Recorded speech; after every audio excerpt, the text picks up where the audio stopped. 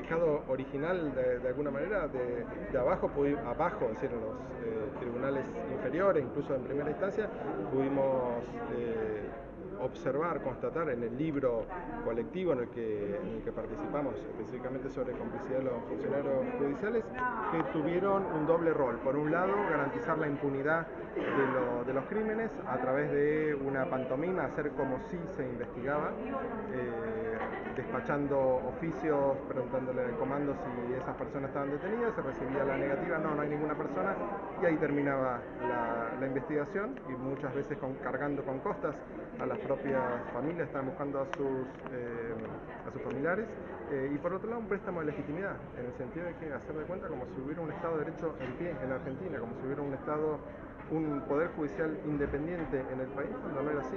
Precisamente, repito, la Corte Suprema fue removida a los pocos días del golpe militar y cumplió rápidamente con su rol, que era básicamente garantizar la impunidad de los crímenes y hacer como si en Argentina hubiera división de poderes.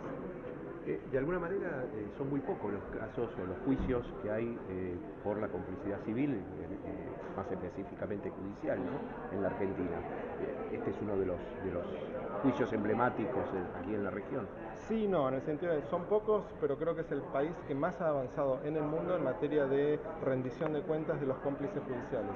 Está el caso de Neuquén, en el que brindé testimonio hoy, pero hay muchos otros casos.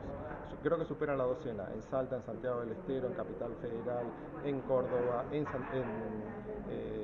Santa Fe también, son muchos. Y el caso más emblemático, el juicio de los jueces en Mendoza, que fue iniciado cuando todavía los imputados eran jueces y fiscales federales respectivamente. Bien, se tardó mucho, ¿no?, el tema de la complicidad del Poder Judicial y del sector civil en general. Sí, se ha tardado mucho, varias décadas. Podemos llegar a establecer algunas razones, ¿no? ¿Por qué el radar de la Agenda de Verdad, Memoria y Justicia tardó tanto en expandirse y llegar a los actores civiles? Básicamente porque el movimiento de derechos humanos se concentró primero en los llamados delitos de sangre, es decir, quiénes fueron los perpetradores. Y una vez que las responsabilidades empezaron a efectivizarse, el movimiento de derechos humanos empezó a incorporar a su agenda a estos actores a los que usted menciona, que no solamente son los exfuncionarios judiciales, sino también los actores económicos, eclesiásticos, periodistas, medios de comunicación. Claro, bueno, el retardo de la primera fase, porque hubo ley de obediencia de vida y punto final, hizo también que lo otro se demorara, ¿no?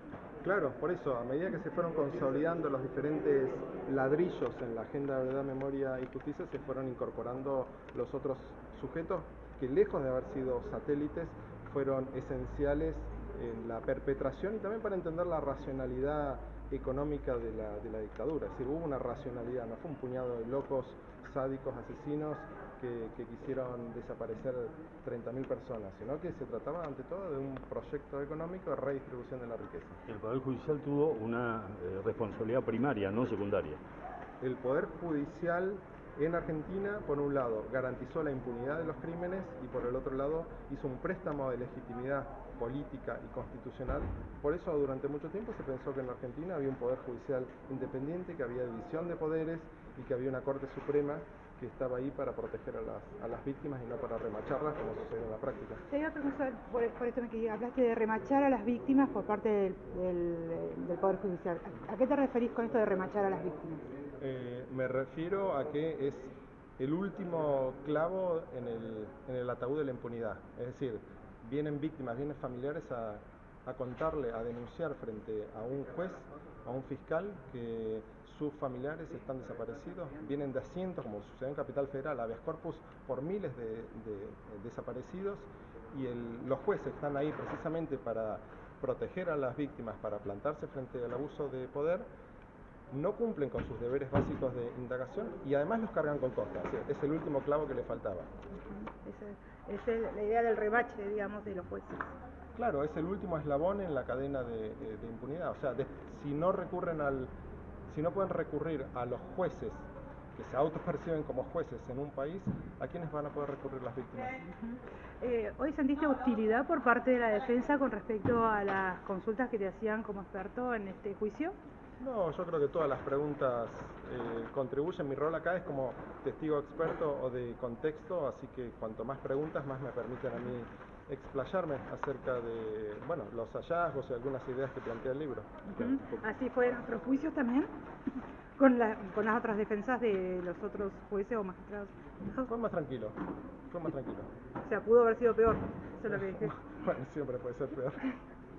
No, un poco hablando del libro o de los planteos de la defensa, ¿no? En cuanto a esta cuestión de tomarlo al libro como elemento de prueba, ¿no? Un poco lo que se apuntaba por parte de la defensa, ¿no? El por qué.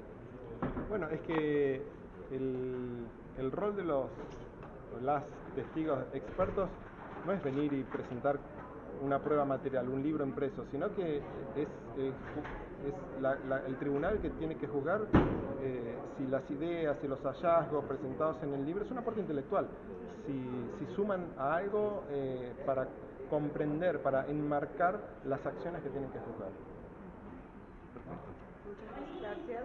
Gracias.